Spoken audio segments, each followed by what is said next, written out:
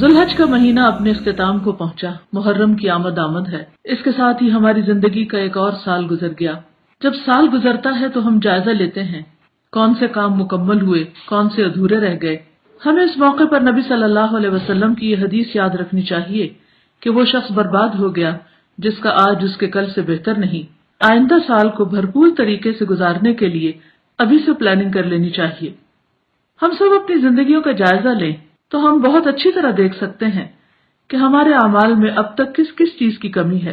ایک عمومی چیز جو ہر جگہ دیکھنے میں آئی ہے وہ ہے بندوں کی بندوں پر زیادتی۔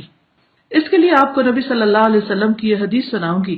آپ صلی اللہ علیہ وسلم ایک مرتبہ طواف کر رہے تھے تو آپ نے کعبہ کو دیکھا اور فرمایا، اے کعبہ تو کتنا پاکیزہ ہے، تیری خوشبو کتنی پاکیزہ ہے، تو کس قدر عظیم ہے، تیرا احترام کتنا عظیم ہے۔ قسم ہے اس ذات کی جس کے ہاتھ میں محمد صلی اللہ علیہ وسلم کی جان ہے، اللہ کے ہاں مومن کی حرمت تیری حرمت سے بڑھ کر ہے۔ ایک اور روایت میں آتا ہے کہ آپ نے فرمایا کہ اللہ نے تیری ایک حرمت بیان کی ہے جبکہ مومن کی 3 حرمتیں ہیں، یعنی اس کا خون، اس کا مال اور اس کے بارے میں برا گمان بھی حرام ہے۔ ہم سب آئندہ کے لیے اس بات کا عہد کریں کہ ہم دوسروں کے بارے میں گمان اچھا رکھیں گے، ان کے ساتھ تعلقات کو بہتر بنائیں گے۔